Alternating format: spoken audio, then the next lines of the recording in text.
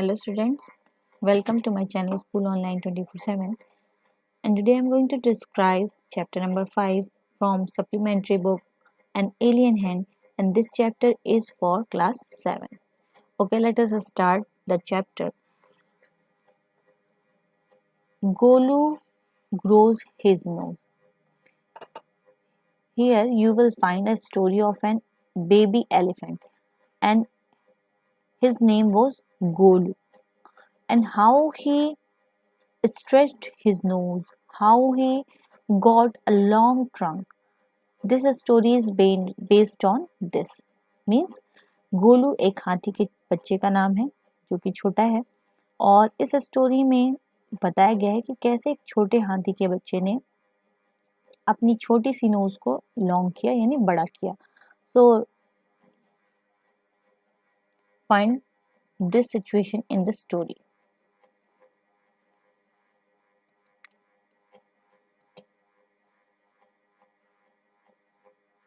There was a time when the baby elephant had no trunk. Golu, a baby elephant with a bulgy nose, is full of questions. He goes to Limpopo River to find out more about the crocodile's eating habit. In this chapter, you can see those time elephants had no trunk. Means इस story में आप देखेंगे कि पहले के हाथी जो होते थे उनके ट्रंक नहीं होती थी, वो एक बल्गी यानी छोटी सी नोज होती थी उनकी, और वो उसके साथ रहते थे. तो ये स्टोरी एक छोटे से हाथी के बच्चे की थी जिसकी एक बल्गी यानी छोटी नोज हुआ करती थी और वो बहुत सारे क्वेश्चंस पूछता था. तो चलिए देखते हैं क्या थे उसके क्वेश्चन और क्या होता है उसकी लाइफ में. Long long ago the elephant had no trunk, he had only a bulgy nose. Bulgy nose means एक छोटी सी नाक. तो एक समय की बात है, बहुत पहले की बात है कि एक हाथी का बच्चा था और उसके सूंड यानी ट्रंक नहीं थी. उसकी एक छोटी सी नाक थी. कैसे? As big as a boot, उतनी बड़ी जैसे कि एक जूता होता है, उसी के तरीके से बूट के साइज की थी उसकी nose. He could wiggle, wiggle means shake, वो उसे हिला सकता था. Side from side to side, एक तरफ से दूसरी तरफ. But could not pick it up think with it, पर उससे वो कोई चीज उठा नहीं सकता था.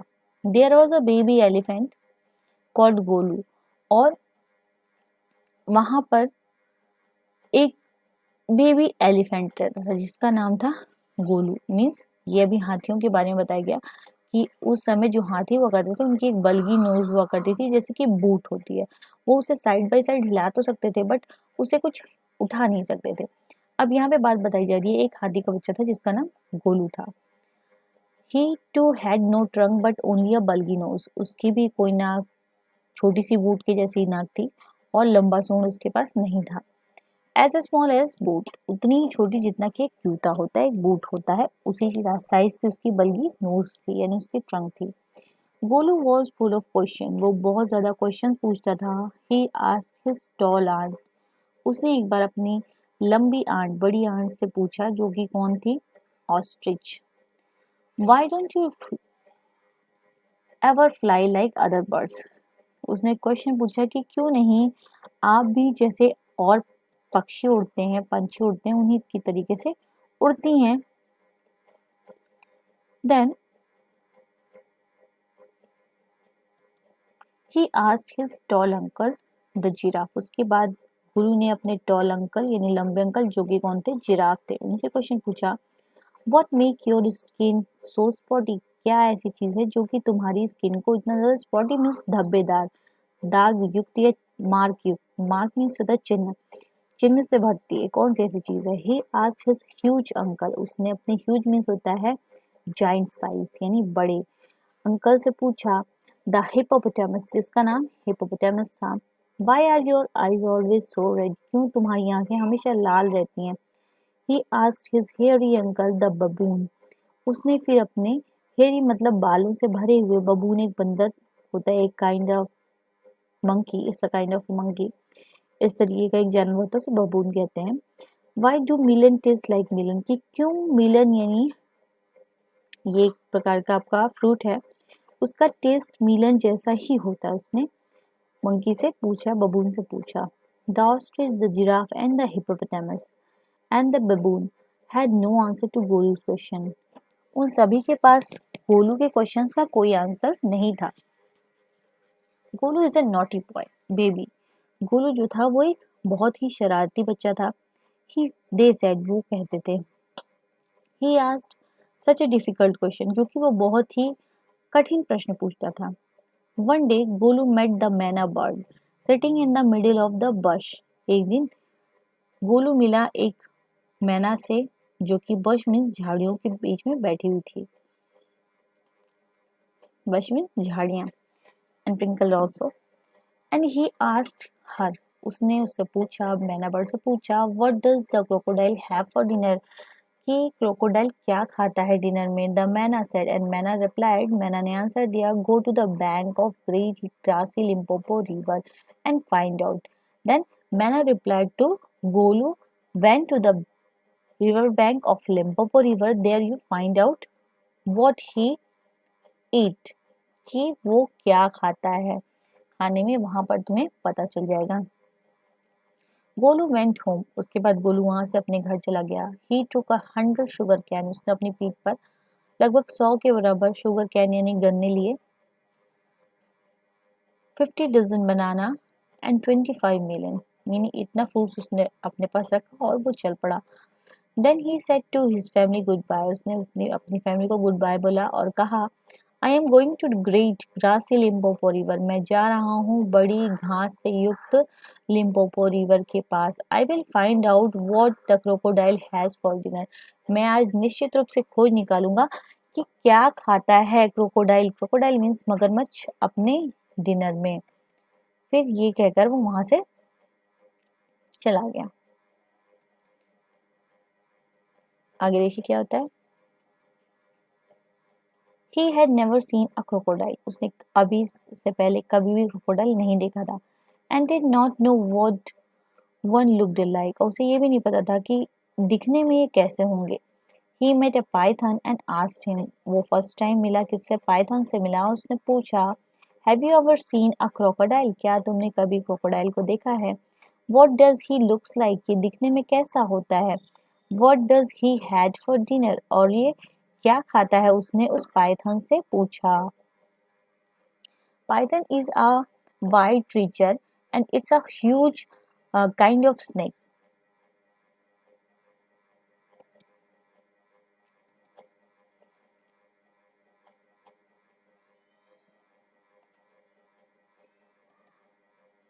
Then Python uncoiled. Uncoiled means वो coil means लिपटा होना, वो पेड़ में लिपटा था, उसने अपने आप को पेड़ से छुड़ाया और uncoil हुआ from the branches of the tree, tree की ब्रांच से, but said nothing, पर उसने कुछ भी नहीं कहा। Golu politely helped him to coil around the branch again and said goodbye to him.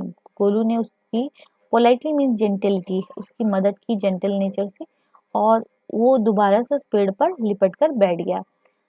Coil होने में उसकी हेल्प की और उसने उस पाइथन को गुड बाय बोला और वहां से चला गया। गोलू मूव्ड ऑन, गोलू वहां से चल पड़ा। ईटिंग शुगर कैन्स, और उसने खाए शुगर कैन यानी गन्ने।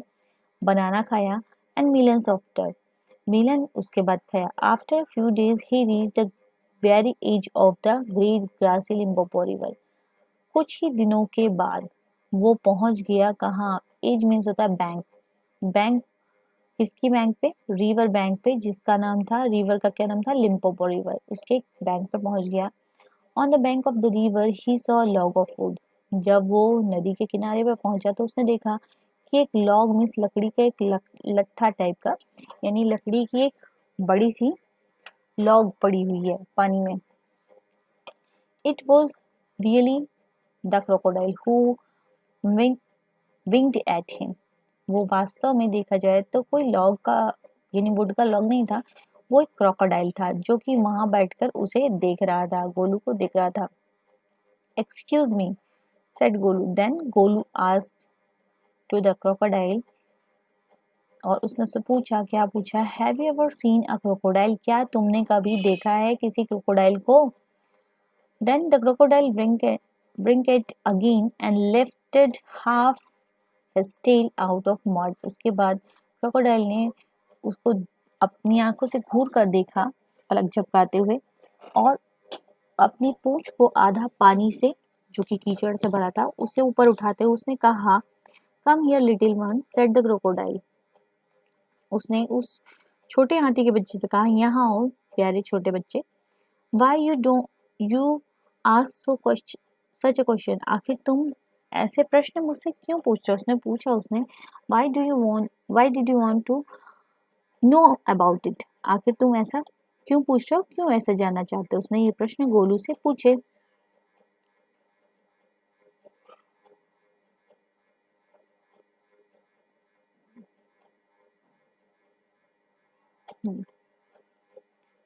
देन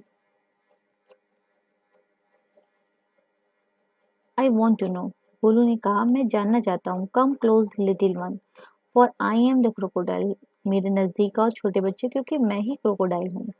उस क्रोकोडाइल ने कहा, and he shed crocodiles tears to show it was quite true, और उसने ये भी कहा कि जो लोग कहते हैं कि मगरमच्छ के आंसू दिखावे के होते हैं, लेकिन मगरमच्छ के आंसू वाकई में सच्चे होते हैं। गोलू वॉज एफ्रेड, गोलू डर गया, he was feared, but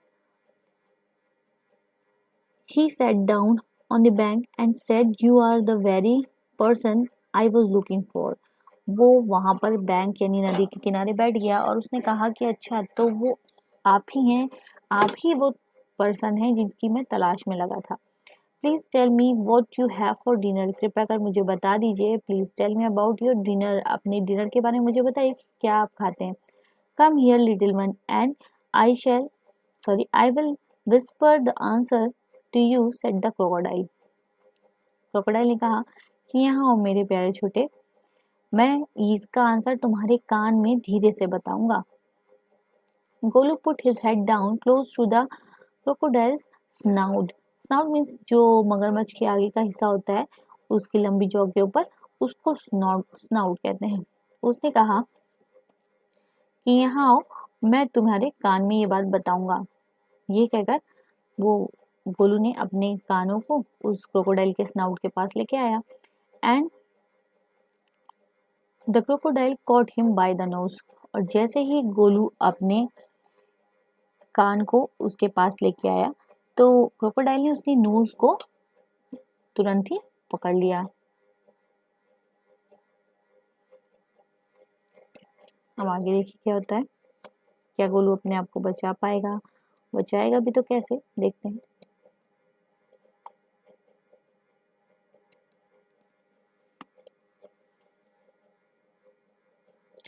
Golu put his head down, okay, I think, said the crocodile. Crocodile ने कहा कि मैं ये सोच रहा हूँ, today is a baby elephant will be my dinner, कि आज कोई और चीज नहीं बल्कि एक हाथी का छोटा बच्चा मेरा डिनर बनेगा। ये बात उसने गोलू को बताई। लेट मी गो, मुझे जाने दो। You are hurting me mister crocodile, scream Golu.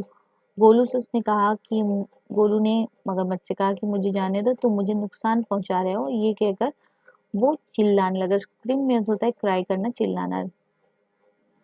The python who had been quietly following Golu, वो पाइथन जो कि उसको चुपचाप से फॉलो कर रहा था गोलू को, came to the bank and said, वो भी बैंक के यानी नदी के किनारे आ गया और उसने कहा, इफ यू, उसने क्या कहा देखिए, if you don't pull as hard as you can the crocodile will drag you into the stream. उसने कहा कि अगर तुम तेजी से अपने आप को नहीं खींचोगे तो ये क्रोकोडाइल तुम्हें, ड्रैग मीन्स होता है पुल करना, खींच ले जाएगा। कहाँ पे? स्ट्रीम मीन्स रिवर में, नदी में खींच कर ले जाएगा। ये बात पाइथन ने गोलू से कही।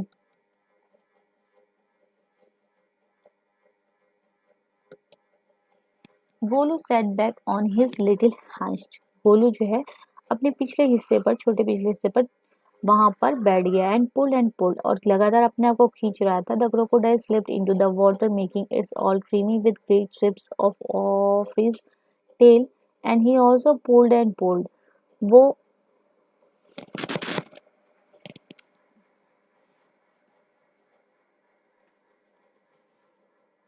हाँ यहाँ पे था, क्रोकोडाइल फिसल रहा था, क्योंकि वो जो पानी था वो उसकी पूंछ के लगातार हिलने से, स्विप करने से क्रीमी हो गया था, नहीं झागदार हो गया था। And he also pulled and pull, और वो भी अपनी तरफ गोलू को खींच रहा था। The Python coiled himself round गोलू's stomach and said, और पाइथन जो अजगर था वो गोलू के स्टमक पर अपने आप को चारों तरफ से लपेट लिया उसने और उसे अपनी साइड खींचने लगा। Golu dug in his four legs in the mud and pulled, Golu ने अपने पैरों को वहां जो बालू का हिस्सा था उसमें लगाया हुआ था, जिससे उसके पैर डग मीन होता है अंदर धंस जाना या स्ट्रक हो जाना, उसके पैर अंदर घुस गए थे।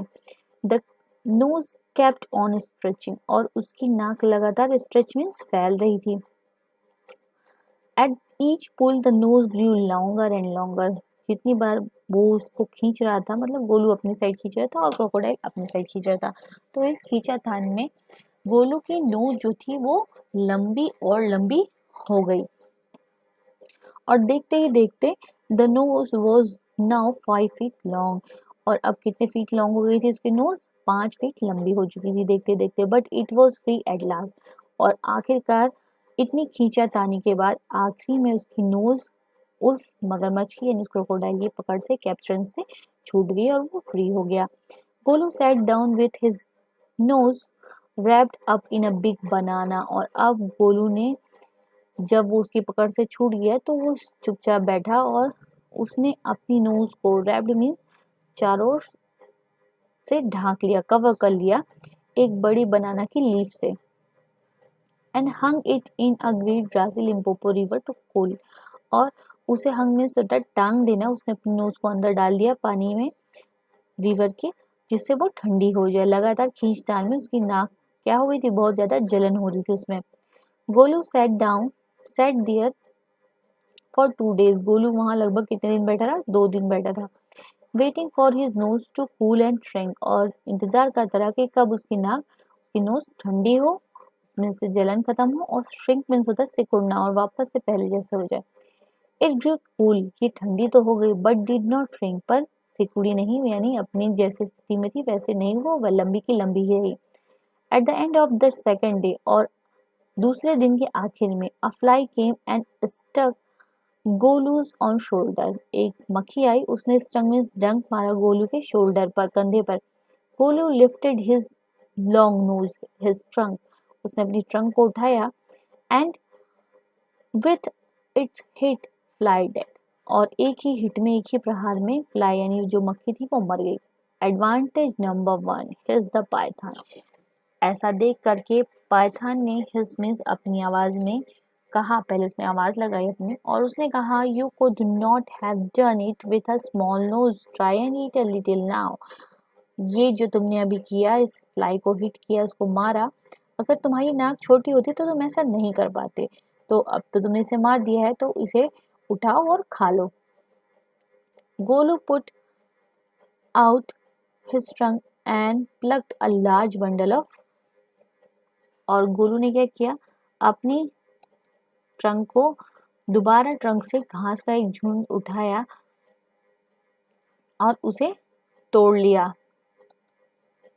देखिए, advantage number 1 is over, then advantage number 2, yes, plucked a large bundle of grass, he dusted it against his forelegs and stuffed it into his mouth, उसने क्या किया, बड़ा बंडल खींचा जमीन से घास का, और उसकी लगी हुई जो डस्ट थी, जो मिट्टी थी, उसको पैरों पे, अपने जो पैरों के आगे का हिस्सा था उस पर पटक करके, लटका करके उससे सारी मिट्टी को निकाल लिया।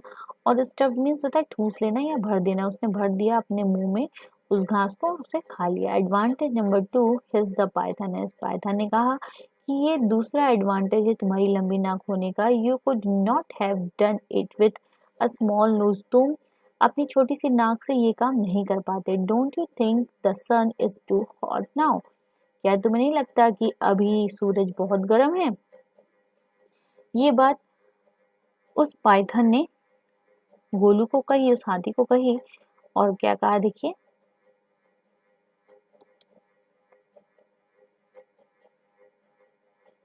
और उसने उससे कहा, Golu scooped up from mud from the bank and slapped it on his head. Golu को उसने एडवाइस देते हुए कहा कि गोलू गर्मी बहुत है और सूरज बिल्कुल तेज चमक रहा है, तो स्कूप्ड मीन्स खींचो अपनी इस लंबे ट्रंक में मड यानी कीचड़ को और पानी को और अपने सर पर डालो ताकि तुम कूल हो जाओ। एडवांटेज नंबर 3, ये एडवांटेज नंबर 3 है। हिज द पाइथन, पाइथन ने अपनी आवाज में कहा, you could not have done it with a small nose, अगर तुम्हारी नाक छोटी होती तो तुम ऐसा बिल्कुल नहीं कर पाते। Thank you mister Python, said Golu gratefully, Golu ने पाइथन को ग्रेटफुली मतलब आभार व्यक्त करते हुए कहा, क्योंकि उसने उसकी इतनी हेल्प की इसलिए उसने थैंकफुल होते हुए उसे कहा, I will remember all this now, और अब मैं इसे हमेशा याद रखूंगा। I will go back to my family, और अब मैं वापस जा रहा हूँ अपनी फैमिली के पास। ये कहकर गोलू वहां से चला गया अपनी फैमिली के पास वापस। और ये चैप्टर लिखा है रुडयार्ड किपलिंग ने। तो ये तो थी आपकी स्टोरी जो कि अभी भी मैंने नरेट की। स्टोरी आपको समझ में आई हो और कोई चीज़ कंफ्यूजन ना हो या फिर अच्छे से क्लियर हो गया हो सब कुछ, तो वीडियो को लाइक कीजिए, शेयर कीजिए अपने फ्रेंड्स के साथ, और मुझे भी बताइए कमेंट करके कहाँ आपको नहीं समझ में आया। मैं डेफिनेटली आपकी प्रॉब्लम्स को सॉर्ट आउट करूँगी। And thanks for watching this video.